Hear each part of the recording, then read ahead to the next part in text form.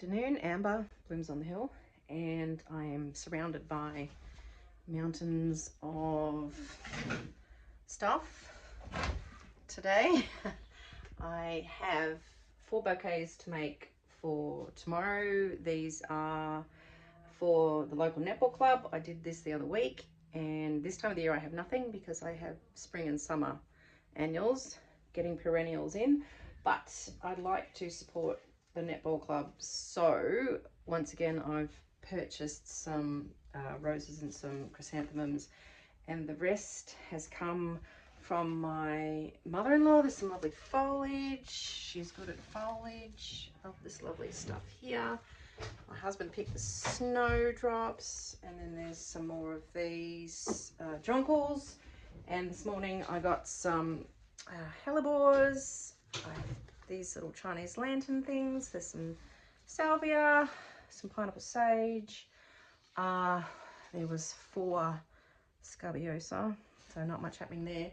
And I also got, coming down to the mess down here, grabbed some wattle from Citus rhodus, and I've been looking at this on the side of the road.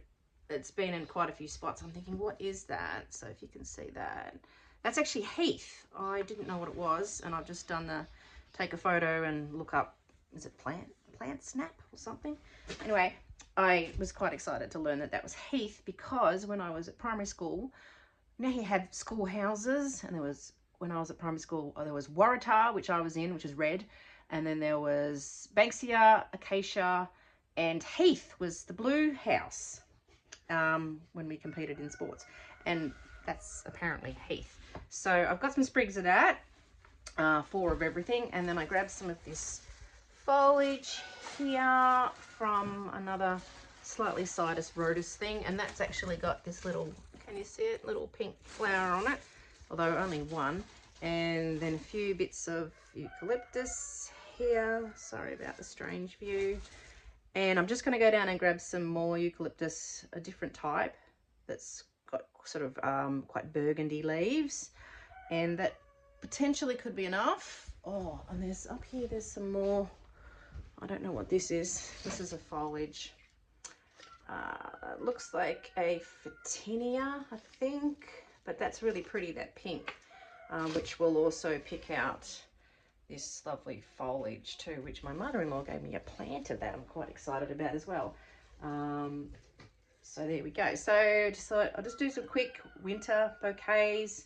Once again, had to do the sneaky, get some chrysanthemums and some roses, because I don't have much at all out there, but you can find some things. If you look, you can do winter bouquets. So there we go. My roosters have learnt how to crow, and look at this fellow, he's in the tree. There he goes, look at him. They've started roosting in the trees. It's quite funny. Not just the roosters, but the chickens too. What are you doing up there, you idiot? They're so pleased with themselves that they can now crow. And there's 5 of them. Yeah, I hear you. Okay, here's some of that gum, which has got this lovely sort of burgundy tips on it. It's really nice. It's just a sapling that's grown inconveniently in the wrong spot, so I don't mind cutting off it. And it's all fresh, young growth, so it's really nice. Okay, I'm going to make one of these up, and you can join me while I do it. Excuse the mess. It's always looking like a bomb's gone off in here. So anyway, I will get started. I will start with some... What will I start with? Actually, I'll start with a chrysanthemum first. Got the snips. I've got no bucket underneath me. It's nice to have a bucket on the floor so you can drop your compost straight into it. Normally I have one of these, which this is a bucket underneath me, but it's got potatoes in it, so we've got a nice big potato patch, and my husband dug some up yesterday, but I won't drop them into that. I'll just drop them on the floor. Anyway, start with chrysanthemum. As you can see, it's crazy long stem and really, really straight. So this is an imported chrysanthemum, as is the roses. Look how straight they are. I still can't get over how straight they are. I had one of these, a yellow one from the last lot of bouquets I made, where I bought some roses in, and the rose, I think it lasted 3 weeks in the vase, and then it didn't even open, even in my heated house with the fire going. So it just stayed like that, and then it just all went mouldy. And the chrysanthemums lasted 3 weeks, which chrysanthemums last a long time anyway, but they just lasted and lasted. So like full of chemicals, but yeah, anyway. So that's, anyway, we're going to start with that, and I think we'll start with a rose. So I've got enough for everyone to have 2 roses each. So I'm just going to lay them across on an angle. Start with one and lay that one across on an angle, and then strip off some of these. Last time I did this, I usually pull the bottom foliage off beforehand, but anyway, do that while I'm talking to you. That. This is going to be a really crazy colourful bouquet.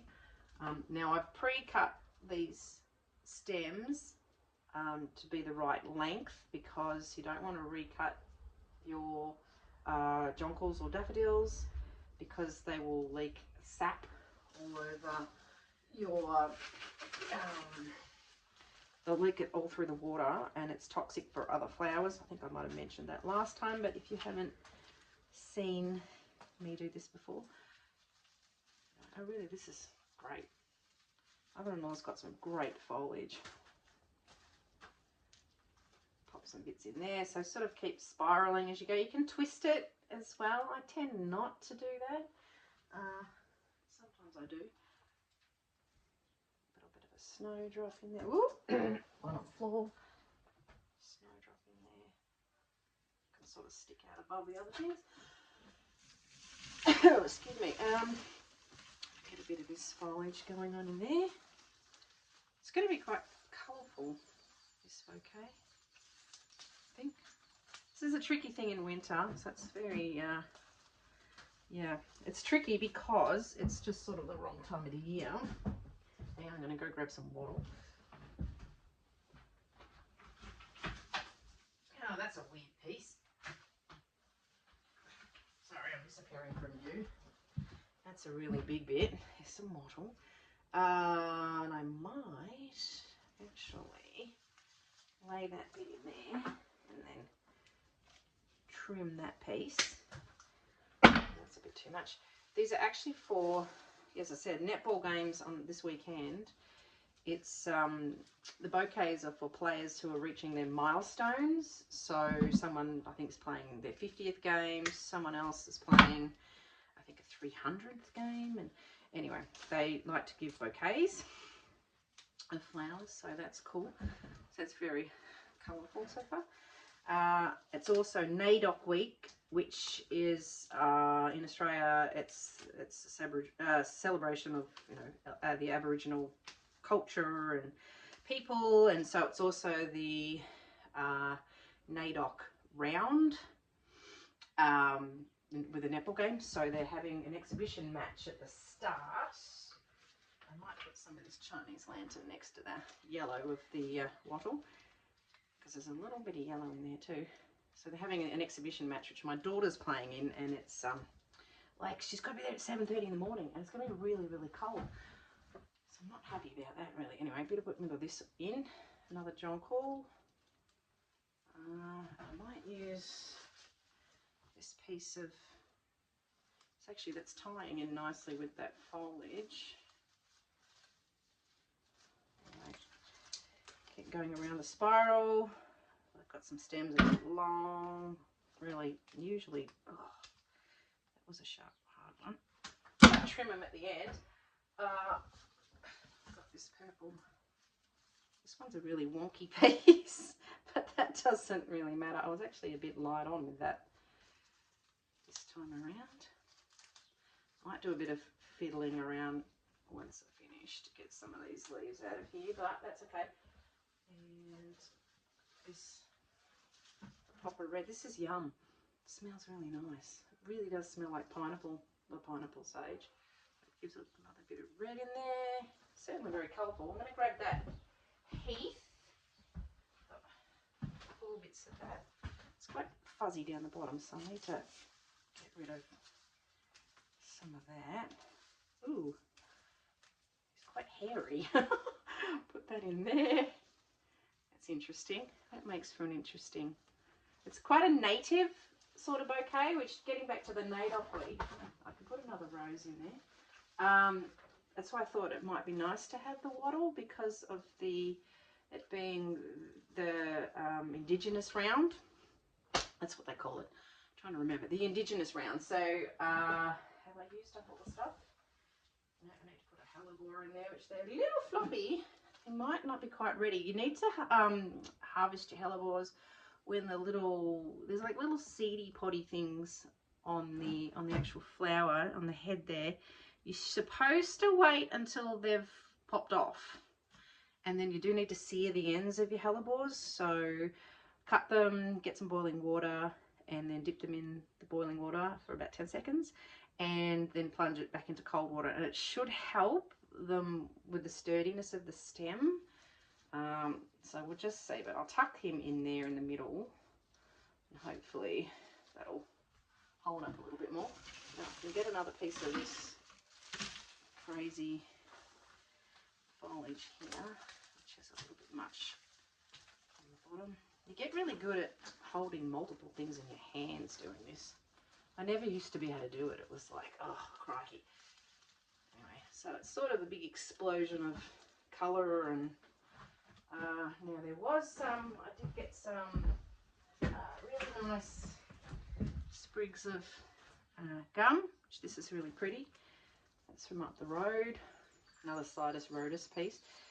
It's nice tender young. It's actually a tree that's quite a small tree, but I do pillage off it quite regularly, and the growth that comes back is lovely and fresh like this.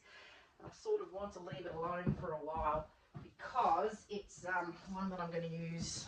Sorry, I'm going out of shot. One I want to use for the wedding that I'm doing in November. Actually, no, I'll twist this around a bit and pop it in the back. This is, I don't know what this is. Sorry. It's a thing. It's a thing that, it's another up the road piece of Citus rhodus. There we go. There we go. Now I think it needs probably a bit more pops of snowdrops, which sort of need to sit in the middle because those stems can be easily bent. So I might need to fiddle around with it a bit more, pull it apart perhaps.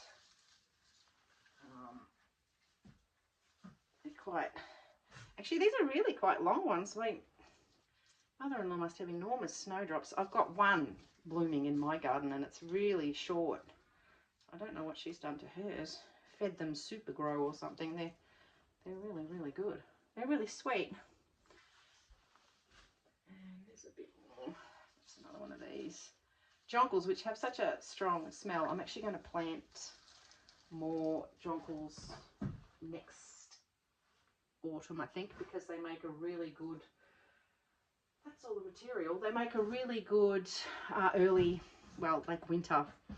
If you don't have anything else, that's the little pop of colour, and yeah, they're handy. They're really handy, but there's lots of really great varieties. I just don't have them, and I keep getting orders for bouquets. I had another phone call this morning, someone from Queensland ordering a bouquet, and it's happened in the last week. I had another one a couple of weeks before that, and I actually haven't really been able to fill bouquet orders for just general members of the public, so I've actually been diverting those orders to my friend Jenny Morrison, who does beautiful native bouquets, which she actually made me one. I'm pretty sure I showed you on here, and so just at least I can pass the work off to somebody else.